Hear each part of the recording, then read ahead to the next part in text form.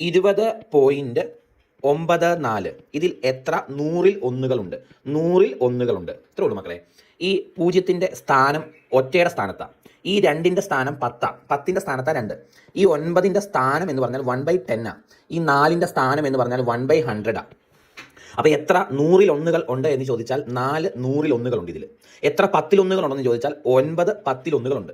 എത്ര 10കളുണ്ടെന്ന് ചോദിച്ചാൽ 2 10കളുണ്ട്. എത്ര ഒന്നുകളുണ്ടെന്ന് ചോദിച്ചാൽ 0. കണ്ടോ? ഇത്രേ ഉള്ളൂ. സംഭവം മനസ്സിലായല്ലോ. അപ്പോൾ ഇതിൽ എത്ര 100ൽ ഒന്നുകളുണ്ട്? പോയിന്റിന്റെ വലത്തേക്ക് സ്ഥാനമാണ് പറയുന്ന രീതിയാണ്. ഈ 9ന്റെ സ്ഥാനം 1/10, ഈ 4ന്റെ സ്ഥാനം 1/100. അപ്പം 4 1/100കൾ 100ൽ ഒന്നുകളാണ് ഇവിടെ ഉള്ളത്. ക്ലിയർ ആണല്ലോ? സോ ആൻസർ ഏതാ മക്കളെ? ഓപ്ഷൻ ഡി ആണ്. എത്ര 100ൽ ഒന്നുകളെന്ന് ചോദിച്ചാൽ 4 100ൽ ഒന്ന്. എത്ര 10ൽ ഒന്നുകളെന്ന് ചോദിച്ചാൽ 9 10ൽ ഒന്നുകൾ. ക്ലിയർ?